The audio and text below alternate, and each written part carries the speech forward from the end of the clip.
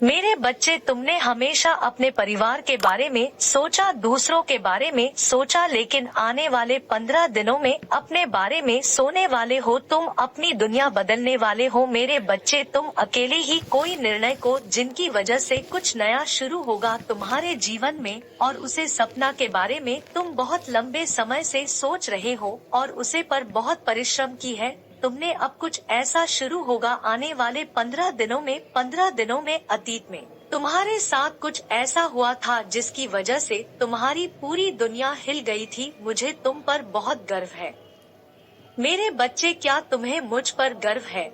तो हाँ टाइप करके इस वीडियो को लाइक करें एवं चैनल को सब्सक्राइब कर ले मेरे बच्चे, क्योंकि तुमने अपने जीवन का सबसे मुश्किल दौर हंसकर गुजार दिया। तुम रोते भी थे और हंसकर मुझसे बोलते भी। इतने इम्तिहान लोगे आप में देख रहा हूँ। आप कब तक मेरी परीक्षा लेते हो? मैं हारने वाला नहीं हूँ, मैं आपको जीत कर दिखाऊंगा। तुमने हमेशा मुझ पर यकीन रखा और आज भी जब तुम किसी मुसीबत में फंसे हो, मुश्किल दौर से गुजरते हो, तो यही सोचते हो कि महादेव मुझे पता है आप मुझे कुछ सीख रहे हो। यह वक्त कुछ अच्छा देने के लिए आया है और आप मुझे इस मुसीबत में फंसा कर भी मेरे लिए अच्छा ही कर रहे हो। पर तुम भी इंसान हो, इसलिए कभी कभी तुम्हें मुझ पर क्रोध भी आता है कि भगवान, क्या आपको इस पूरी दुनिया में मैं ही दिखता हूँ परीक्षा देने के लिए? क्या सारी परीक्षाएं मुझे ही देनी है?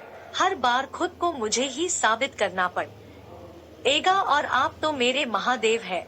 और कैसे आपका प्रेम है जो आप हर बार मुझसे ही सबूत मांग रहे हो, जो इस समाज के सामने हर बार में ही गिर रहा हूँ। मुझे ही खुद की काबिलियत साबित करनी पड़ रही है और इतना परिश्रम के बाद भी मुझे मेरी परिश्रम का फल नहीं मिल रहा है और मेरे शत्रु मुझ पर हंस रहे हैं। पर तुम्हारे उसे क्रोध में भी तुम्हारा प्रेम झलकता है मेरे प्रति। तुम्हारे उसे क्रोध में भी तुम्हारा एक अटूट विश्वास लगता है। वह बहुत झलकता है कि आप मेरे पिता हैं। मैं आप पर क्रोध भी कर सकता हूँ, परमेश्वर कहते हैं। मेरे प्रिय, तुम कैसे हो? मैं देख पा रहा हूँ आज तुम बहुत प्रसन्न हो। तुम्हारा शांत चेहरे के पीछे जो मानसी मुस्कान छुपी हुई है वह बहुत ही मनमोहक है।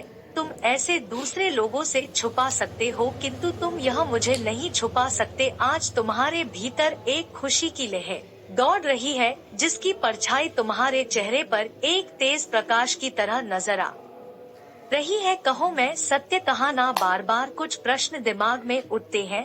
बार बार तुम्हारा मन तुम्हें मुंह में फंसने की कोशिश करता है। तुम जैसे ही चिताओं में उलझने की कोशिश करते हो, वैसे ही वह दिव्य प्रकाश तुम्हें फिर से मेरी ओर खींच लेता है। 111 लिखे यदि आप परमात्मा के दिव्य प्रकाश से जुड़ना चाहते हैं मेरे प्रिय। वह दिव्य प्रकाश का दीपक तुमने स्वयं जलाया है जो तुम्हारा हृदय में पवित्र ऊर्जा को फैला रहा है।